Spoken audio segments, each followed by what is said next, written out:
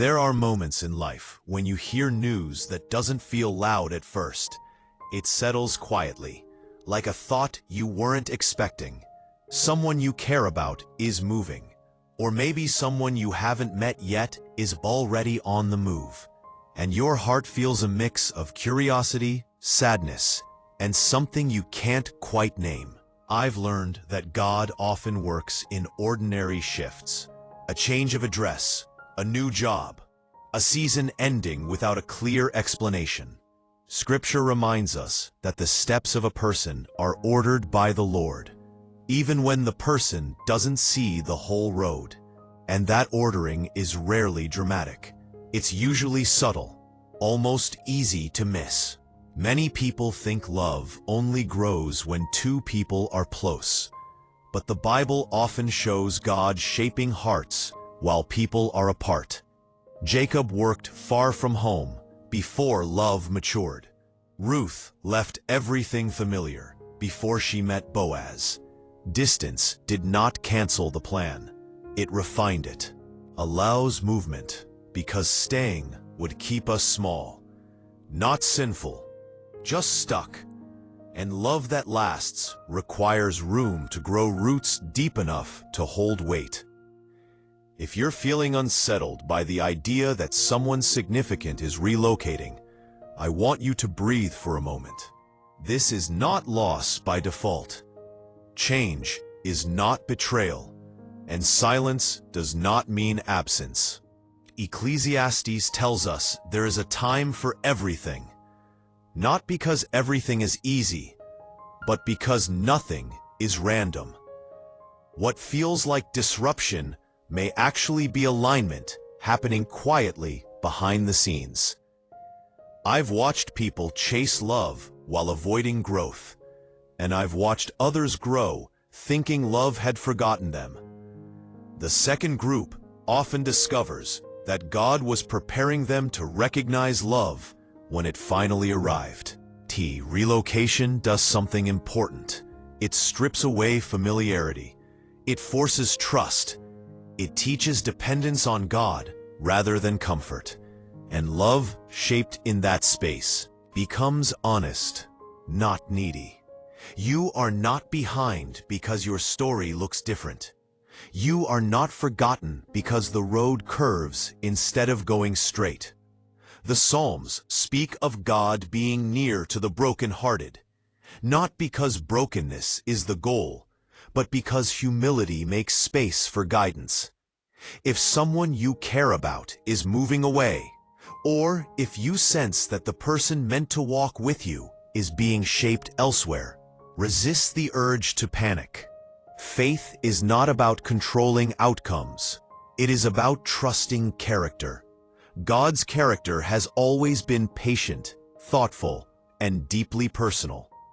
Love that is rushed often confuses intensity with intimacy, but love that is prepared can withstand seasons, miles, and uncertainty. Paul once wrote that love hopes all things, not because it knows all things, but because it trusts God more than circumstances.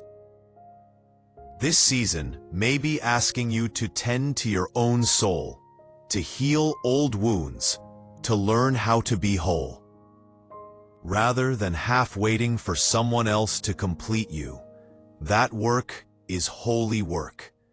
And no, this does not mean you are meant to be alone forever. It means you are meant to be rooted enough to stand in love without losing yourself.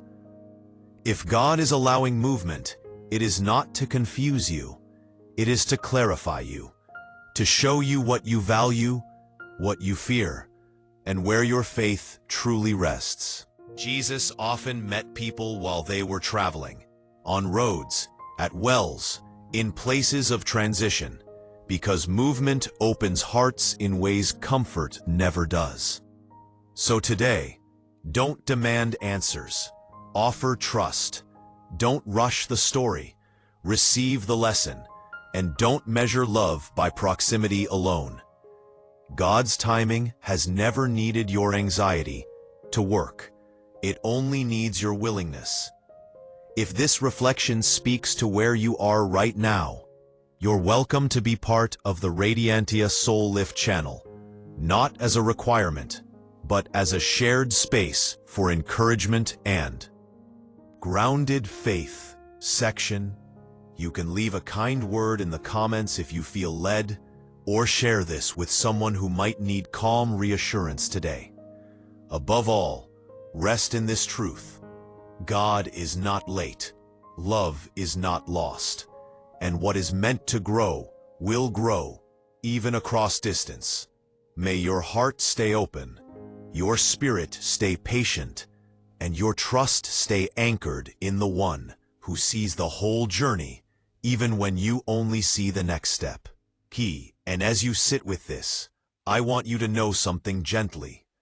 Waiting does not mean standing still inside. There is movement in your spirit, even when your life looks quiet on the outside. God often works deeper than we expect, not around us, but within us, shaping how we listen, softening how we respond, teaching us how to love without fear running the conversation. Some of the hardest prayers are the ones where nothing changes right away. Yet those prayers are rarely wasted. They build endurance. They build discernment. They teach the soul to rest instead of chase. You may notice old habits falling away in this season. Old attachments loosening. Old expectations no longer fitting.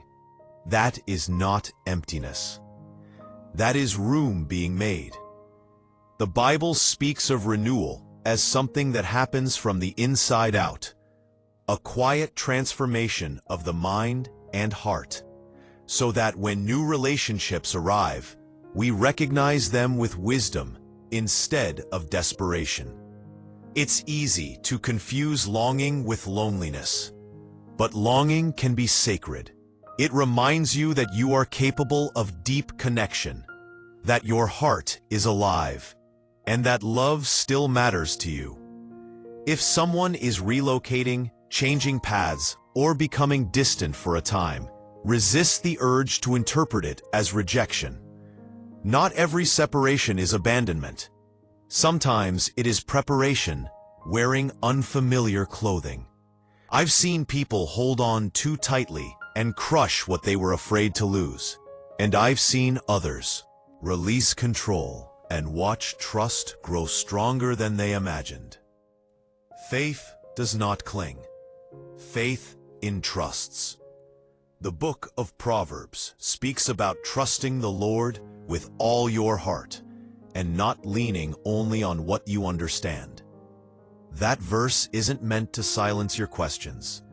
It's meant to free you from being ruled by them. This season may be teaching you how to be steady, how to respond instead of react, how to let love breathe without suffocating it with fear. And that steadiness will matter, whether love returns closer than before or arrives in a form you never expected. You are becoming someone who can love with clarity, someone who can choose partnership instead of chasing validation, someone who knows their worth even when circumstances feel uncertain. That kind of growth doesn't happen in comfort. It happens in reflection, in prayer, in learning how to be gentle with yourself. If tonight feels quiet, let it be quiet.